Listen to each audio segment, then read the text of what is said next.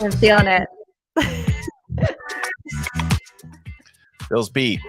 I love having my own beat. I'm kind of jealous. I need my own beat. It's like your walk-on music. You know, if you want to make sure everybody else is having fun, you got to start having fun yourself. You go first. If I'm having a bad time, I'm certainly not going to make a good time for anybody else. Absolutely. Oh, if you're just joining us, we're talking today about risk and a reward. Great conversation about using risk, leveraging risk. I don't know, I'm saying it wrong, but you'll get more of that in just a second. Hey again, everyone. My name is Bill Gallagher, scaling coach and host of this fine Scaling Up Business podcast. It's a great afternoon, and I'm happy to have this conversation with Angie, who is joining us to talk all about it. Before I get into that, let me just say all our shows and more, wherever you are now, whether it's audio or video, you should just know that it's in both. And we try to push it out everywhere that we can: LinkedIn, YouTube, Facebook, Twitter, Apple Podcasts, Spotify, Stitcher, etc. But our own website that we are partial to is scalingcoach.com. And you'll find all the back catalog of shows there as well, and links and things about our programs and coaching and all that groovy stuff, scalingcoach.com. All right, Angie Witkowski, welcome to the show. I am so happy to be here, Bill. Thanks for having me. So, folks, Angie is a New York Times bestseller.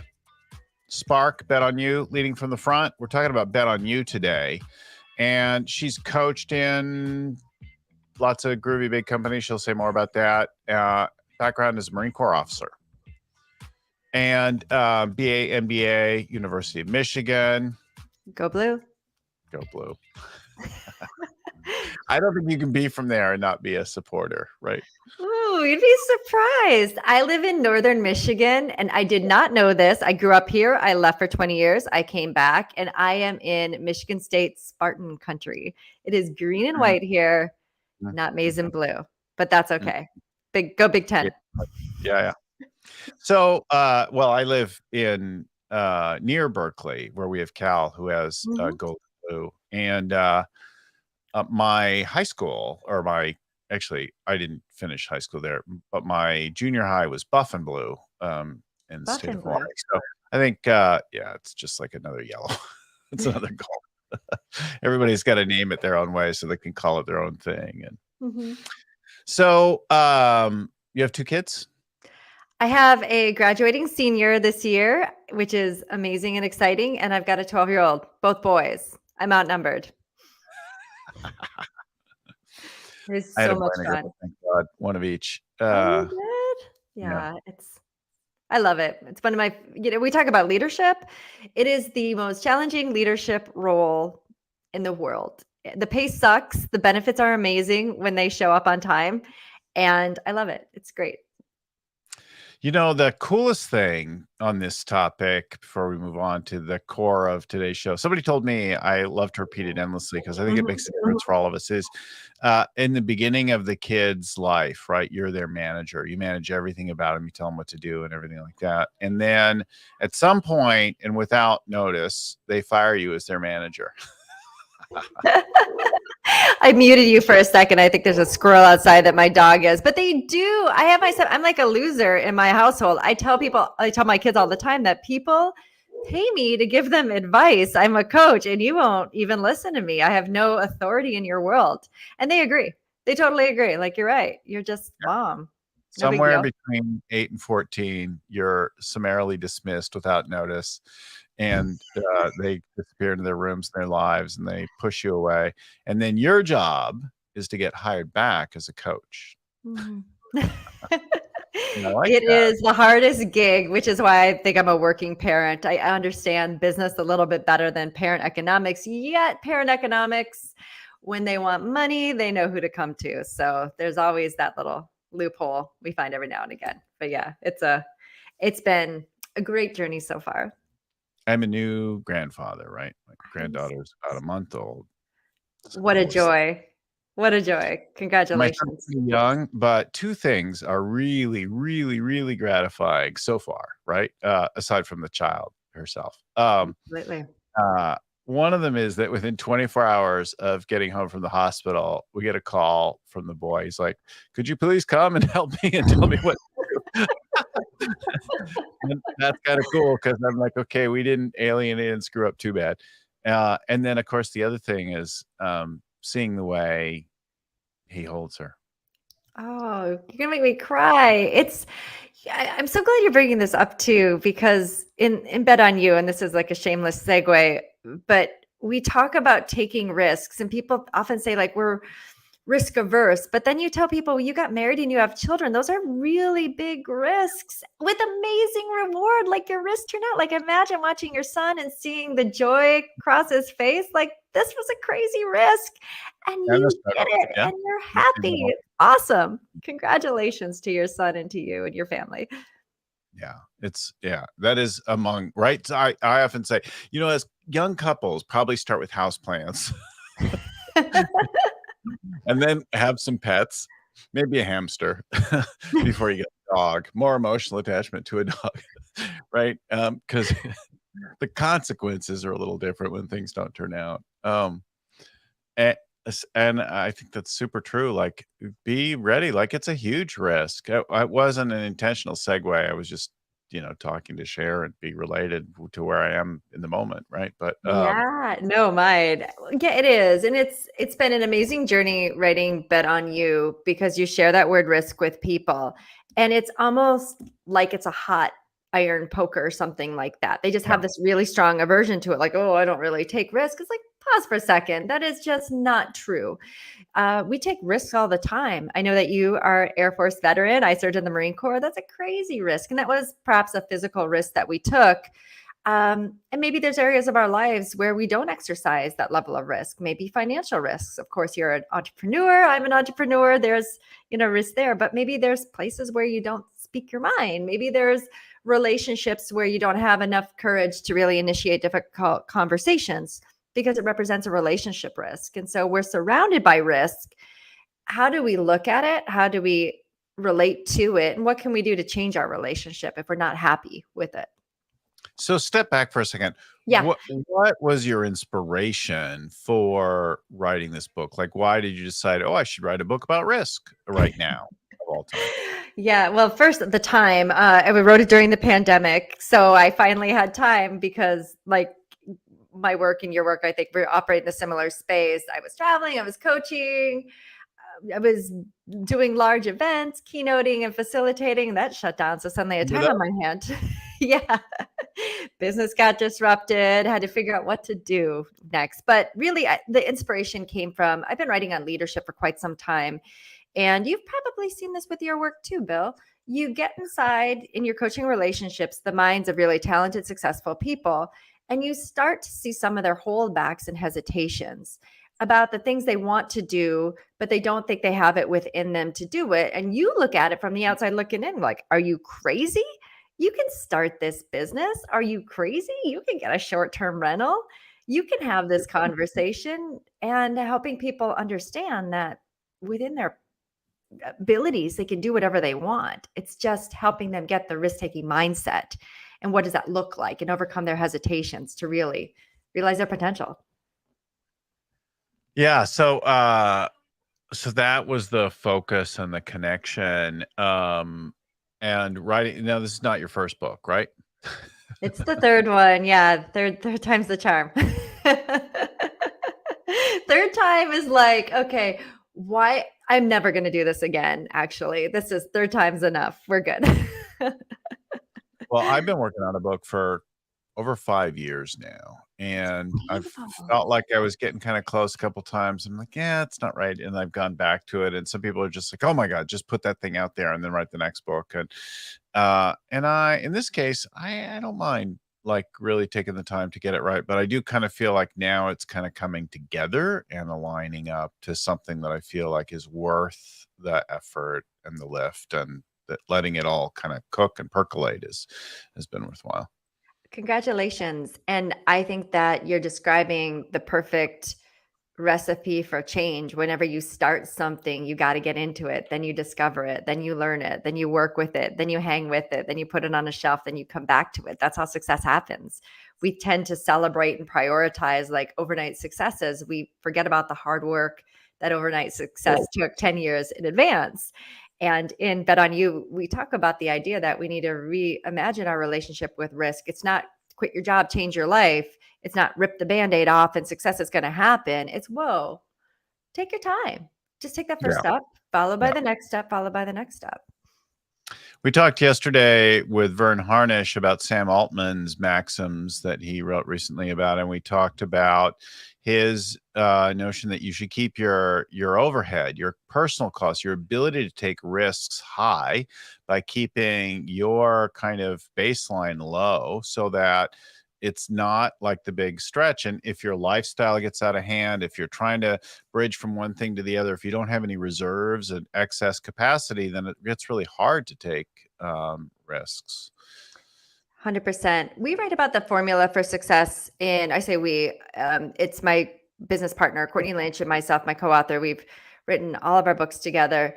We talk about that, if you want to take that leap, you have to have a really good, solid understanding of your financial situation, because that's a significant component to your success.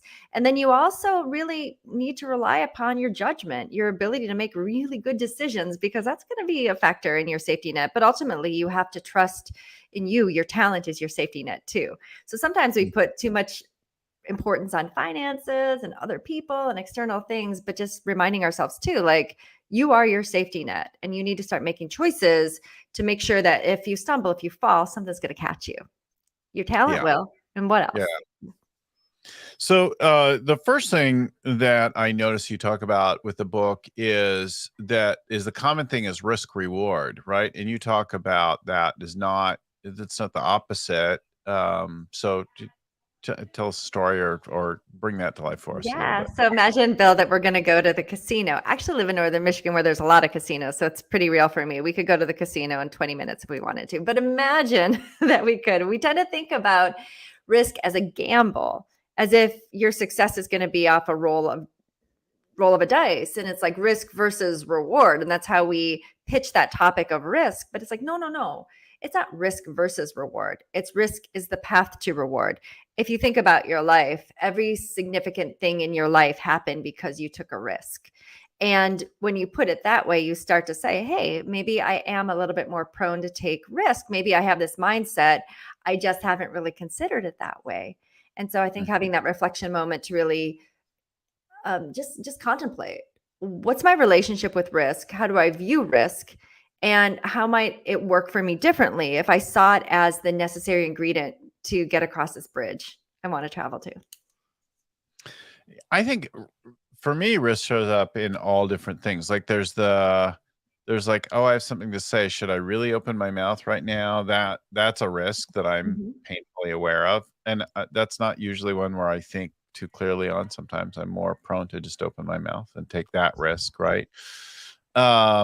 Sometimes I shouldn't. But of course, there's starting a new venture, beginning a new thing, putting money in or time into something. It's funny, we think so much about having money at risk, but what's far more valuable and scarce for us is investing our time in something. The non-renewable resource of time and how we use it. In Bet on You, we talk about how to carve out the time to test and try the risks that you want to take. Like if you want to get into short-term rental, what might that look like? The trying before you go, we'll call it whole hog into that venture.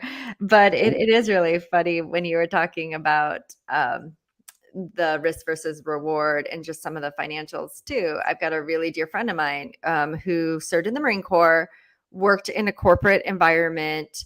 Unfortunately, they restructured, lost his job, and he was going to go back to doing something that he always wanted to do. And he took a pause and said, well, I've got this really healthy retirement. What do I do? Like there's this business that my friend wants me to get into. And he was just afraid. And there's that word that I think sometimes we're uncomfortable with talking about, but he was just genuinely afraid. And worst case scenario was dominating his mind. Like he was going to go bankrupt. His family was going to go homeless. They were going to lose everything. And I'm like, look at the things that you've done. You've done some crazy crap out there. You can do this and you're going to be successful. Just use your time wisely and you can make more money if it fails. Yeah. What about like how much you risk? I see sometimes people, especially on the entrepreneurial side versus maybe the more professional corporate managers that we work with, will like bet everything, right? They'll make a lot of money in their first venture. They'll bet too much on the second one. It won't get as lucky. They'll have overestimated their own role in the prior success. Yeah. And then they end up losing badly. They find themselves in bankruptcy or on the verge of bankruptcy with a painful loss. I think that quantity of risk, how much you going to put, what's your limit before you walk away from the casino? Yeah, exactly. I think having healthy boundaries, Bill, is what we're going to be calling that. And think about what made you successful the first time was probably careful planning, careful consideration, careful respect for dollars. What made you unsuccessful the second time is you abandoned the process, went on hubris and a little bit of arrogance and overconfidence and didn't put the careful consideration. So I like to think about planning is a really critical stage. Like I think some like terrible decision making is like things like 90-Day Fiance. Like that's a quit your job, change your life conversation because it's just a decision void of solid judgment. We need our judgment. It's going to be that North Star that's going to guide us. And so I feel like sometimes that is where risks go wrong is people abandon their process. They abandon the skills, the principles that got them to where they need to be. In getting ready for the show, you talk about weight loss, like a personal thing as a risk thing. What's the risk there? What's that all about? Oh my gosh, fear of loss. Fear Yeah, of change. I mean, I right. think that change is so tough. I think anybody starting a diet, which is, a risk, it's what if it doesn't work out this time again? I lose trust in myself. We need to self-trust in order to build skills. So yeah, I think at the center, we write in the book about the two effing cousins. This wouldn't be a book written by Marines if we didn't, kind of dance around swear words here. So the two effing cousins of fear and fear of failure. And those are powerful limiters in our choices. And we don't like to talk a lot about them. My husband and I, we bought during the pandemic a coffee shop. Now, neither of us knew how to grind an espresso bean. Neither of us know how to pour a latte or foam milk. And there's a bakery too. We don't really bake. So there was a lot of fear, but we didn't really talk about it directly until we actually had to go, get ready to sign the papers. We started talking about worst case scenario and our fears. What are we getting into here? Yeah, it was exciting, but confronting your fears is possibly one of the most powerful things you can do as you venture into a new endeavor. Yeah, I think that's an interesting thing. Fear of failure, right? Like, okay, I am excited about something. I'm standing on the precipice and I start to imagine all the ways it could go badly. You're catastrophizing the mistakes. I've got a dear friend who is an executive director at a nonprofit. She wanted to move into the independent contractor route. She had an easier time imagining herself failing miserably, homeless on the streets of Chicago, crack whore, like all these things, than doubling her salary in the course of a couple of years. And that's where our mind goes. We catastrophize all the things that would go wrong, so much so that we don't even entertain what if it goes right. So that fear of failure in particular can be a powerful paralyzer, especially for perfectionists who think that everything is going to go as planned. I'm sure, Bill, within your career, you've discovered that rarely anything goes as planned. And yet look at where you are today. Yeah, rarely does anything go as planned. That doesn't mean it all goes worse, right? It goes different.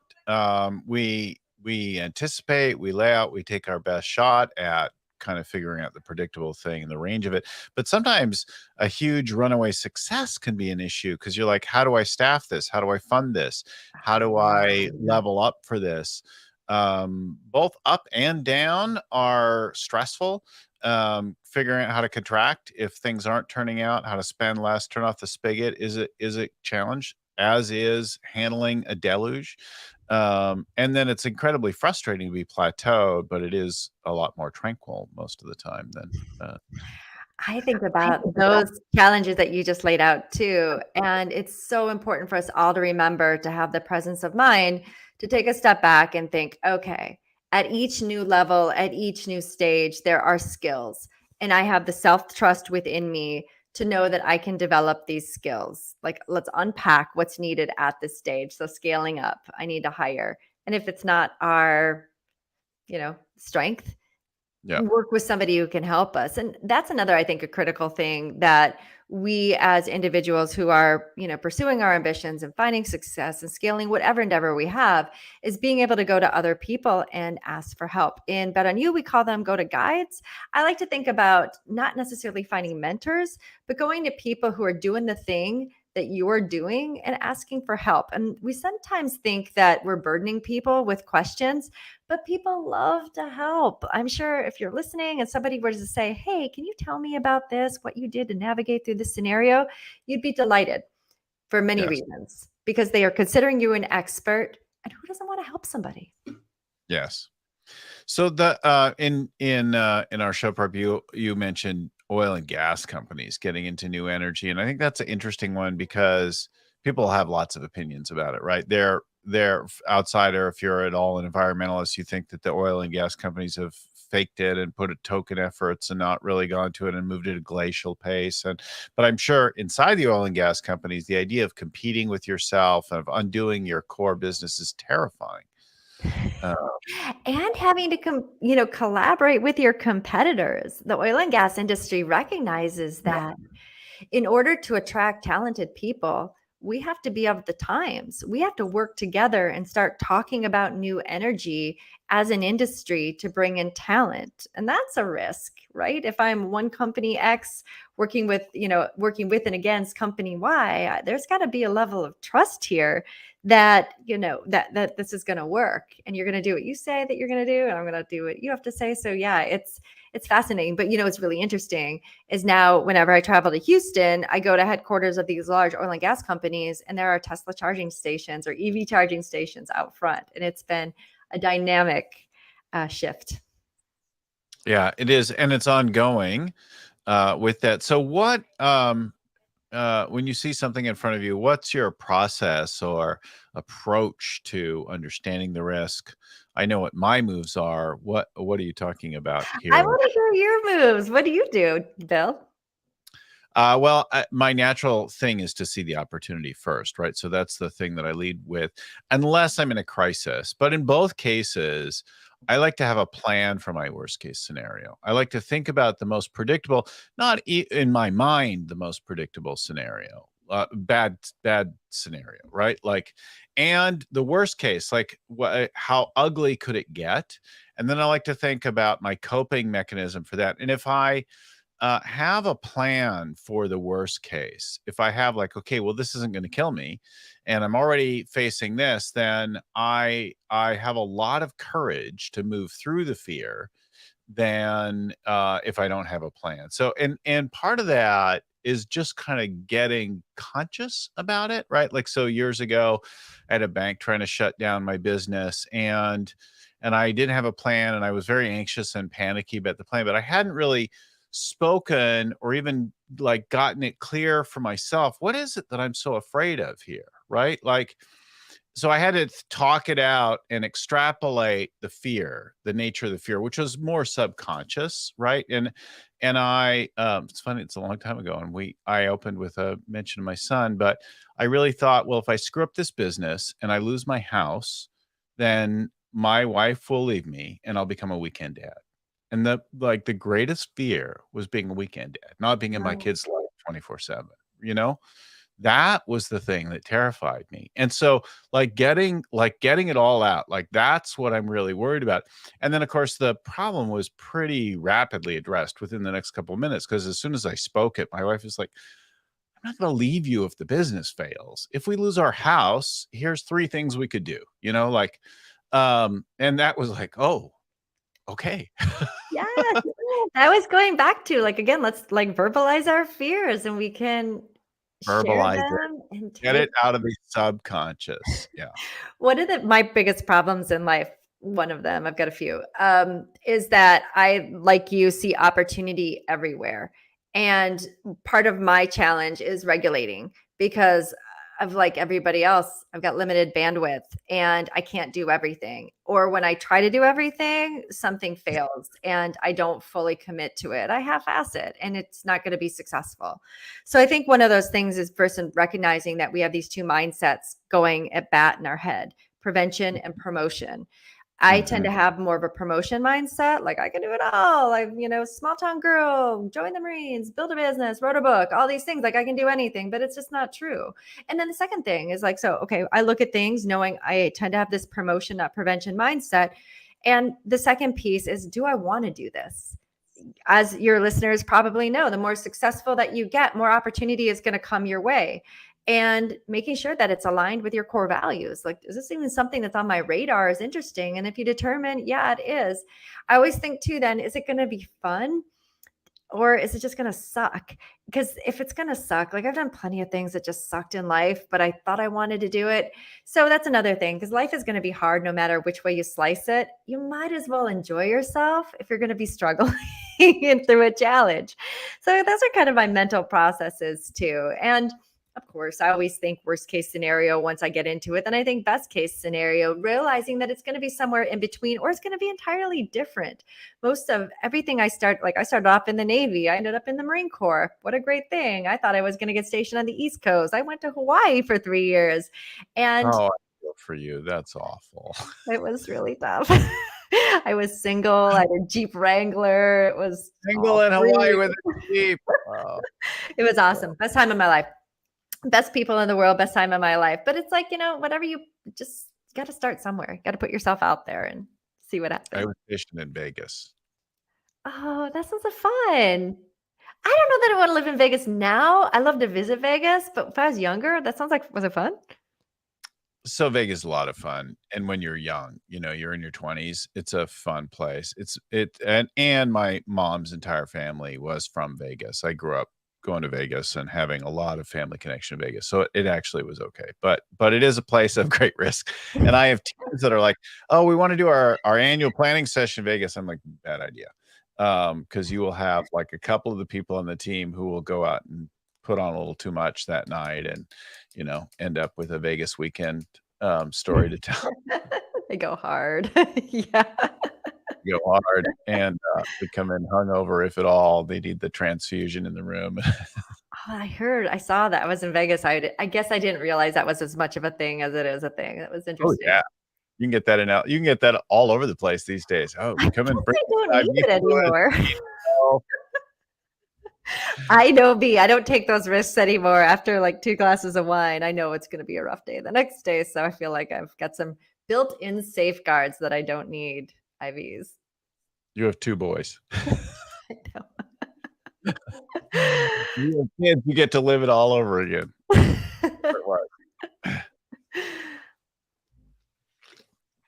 Awesome. So you talk about guides. I don't think we've really addressed that here, or maybe you did it obliquely, but what are these guides to help with taking risks and navigating them? Oh, well, for anyone listening, imagine the first crazy idea that you had and the reaction of naysayers and doubters in those world. That's why we need guides. We need people to say, oh my gosh, that sounds like amazing, versus, I don't know, Angie, that sounds a little crazy, because you're always going to get the skeptics, the doubters, the naysayers in your life. So we need people, because people can promote us. They can give us wise guidance. We can get encouragement. We're more likely to pursue something if we're getting external recognition. That's important. So we write in Bet on You about 3 types of people we need in our life. I mentioned the first kind earlier. It's champions, people who are doing what we want to be doing, just to reach out to them. It's not going to them and saying, can you mentor me? Because most people just do not have the time to enter into an informal mentoring relationship. But if you say, hey, can you go grab coffee with me? I just got some questions. Most people say yes. So we need those. We also need big stagers like you, Bill, and people out there who've got a microphone and are building a community that we can tap into and get inspiration from. We need our people. There's this other group called no choosers. These are people who are just in our life. We have to make sure that we have a filter for who gets to influence our powerful, important opinion of ourselves. Because if it's anyone and everyone, we're going to find ourselves on a confidence roller coaster. But if it's people who we know can help us and they're a part of our life, we can just pay attention to them and lean into those relationships. Mm, mm, mm, mm. Whether it's having a coach, a mentor, a friend, a supporter, a champion, a partner, I think all of these things help. Going onto a big risk alone is a little, or even if you're not actually alone, but you feel alone, is a dangerous thing. A lot of times we're not actually alone, but we feel alone, and that can be a little bit intimidating. It can. And I think the loneliness too, I'm sure with your coaching as well. If we're struggling and we're stuck, we have an amazing capacity to solve our own challenges. What that requires, though, is having a partner, somebody who can help us think out loud and just listen and ask really great questions and get us to a place where we've talked ourselves back away from the ledge and really workshopped our idea to get it to a place of viability. So I think that's such a valuable role that coaches in general plays, as do champions and guides. For 11 years, I ran a bunch of triathlons and marathons. And I did about 45 events over those Wow. years. And it's a lot. And you're doing a fair volume of training a week. Like I would do 13 to 16 hours of training most weeks. And I would have lots of interesting ideas on my longer runs and rides. And one of them that occurred to me on a longer run one day, often about 30 minutes in to the run, after I kind of get warmed up, you get those chemicals flowing through the body and stuff. Yep. And then I would have like the thought, and one of these thoughts that I had still carries with me to this day, and it is, I am not alone. And I'm out running I did vast majority of my training by myself. If I was swimming in the bay, usually by myself. If and I think about, well, yes, I'm not alone. There are sharks here with me too, but I was thinking that too. That's crazy risk, Bill. like, oh, it's really cold. I am not alone. I look like a seal. Yeah. So, but I was out running and I had this thought, and it still carries me frequently. I'm not alone. Others are watching me right now. People who don't even know me are seeing me. And that person who just drove past me in the car dealing with their thing is challenged and inspired by watching me in my slow pace, running down the road. And I'm having an effect on everyone. I do not operate in a vacuum, and people who will learn about it later, people are thinking about me now, knowing that I'm out. Like my family's thinking about where I am and when I'll be back and what we're doing later in the day. And it's super powerful, I think, when undertaking risks and things like that, to remember that you are actually not alone. There's a whole bunch of people connected to you in different ways, whose example who you are creating an example for, who are rooting and cheering you on, who want you to win. I love that. And it connects to, I'm a runner and I've done a few triathlons too. So we definitely have that in common. But I had this thought this morning when I was running. So for those, again, listening, what a great cathartic place to, get some therapy, is just hitting a trail. I was thinking not about being alone so much as myself as an entrepreneur. And my thought was, it's up to me to kick my own ass. And certainly we are not alone, but it is on me to every single day find the ritual, find the discipline, because I know if I'm holding back. I know if I'm not giving it all. I know if today might just be a skate run, but maybe tomorrow's going to be a timed run. And I know when I'm holding back. And nobody else knows that. The world can look at you and say, wow, Angie, you're this, you're that, you're successful, you're great, blah. But I know. Like, I'm a really great judge of how much more I have to give. And that to me was just kind of exciting, actually, when we think about growing and developing and taking risks and scaling. You know what you have to give, and you know what's distracting you from it. And you know that accountability and facing your fears is going to help you find whatever it is you're seeking. I remember well the first open water swim by myself. And San Francisco Bay, it's cold. I got there late because I worked late. Now it was, sun was set, so it was that early dark, the low light, but not pitch Mhm. black yet. And the fog had come in, and it was kind of misty, foggy, misty. So you can't see, and it's dark, and it's cold, and there's a breeze coming across, even with the fog, and it makes it a little bit choppy, and it's really cold. Did I say it was cold? You And said as you so, get yeah. down and the cold hits your waist area, It gets a little really colder. and I'm like, "Oh, I'm so miserable, and I'm afraid, and I know there's sea lions and other things out here, and I'm by myself, and it's late, and I so don't wanna do this." And that is a moment where all the risk is, like, heightened. Like, the risk of being uncomfortable, the risk of actually being in danger or having something weird happen, scary, especially. And then I thought about the people side of it too, and I thought, well, if I quit now, the risk is I'll have to tell people a story of quitting and of failing and then not being up to this. But if I swim now in these miserable effing conditions, then I have huge bragging rights tomorrow. It's a lot more interesting of a story than if I swam on a sunny day in perfect conditions in warm water. Like, this is actually kind of good because I love bragging rights, right? Like, oh, I love that. That's good. And so I went and did my mile swim out and back, and I just kept thinking bragging rights, and bragging rights was like every other stroke. The stories we tell ourselves will entirely shape our experience. Isn't it so true, though? It's like we have this incredible capacity, if we so choose to use it, to retell our story. So I'm afraid of this. You could say, I used to be afraid of this. And that could be very true. If you used to, could have been 2 seconds ago. I used to be afraid of this. I'm not afraid of this anymore. I think that I'd have to go back and look, but I want to say that was 2004, Mhm. right? So And we're still that talking about it. I've been bragging about that one swim for going on 20 years. Because it wasn't So a swim. It wasn't the swim. It was yeah, the mind over matter exercise. And yes, you did it, but it was the mental or moral victory more so than the physical accomplishment. I get that entirely. I think that's something too, like not enough people really think about if I do the thing I don't want to do, I'm not only going to be able to do the thing, I'm going to cultivate pride. I'm going to cultivate confidence. I'm going to cultivate self yeah. trust. That's going to carry me into the future. 20 years Well, ago. 20 years ago. you can, of course, find the book, Bet on You, How to Win with Risks. But you can also go to Angie Witkowski. And because that's sounds easy and phonetic for me to spell, but maybe you find it challenging. Put it right there on the Yeah. screen and in the show notes as well right now. Angie Witkowski. And there's your website and all the groovy things you do and your other books and that kind of thing.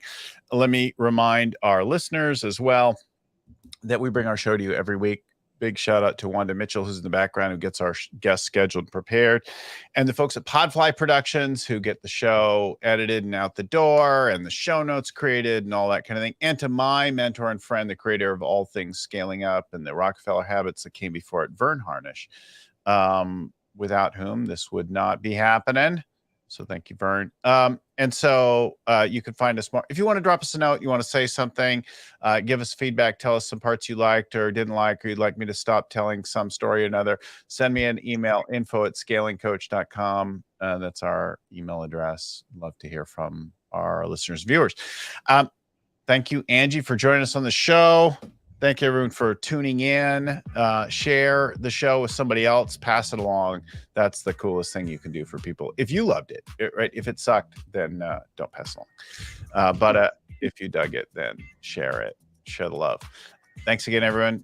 Keep scaling. We'll talk to you again next time. Bye-bye.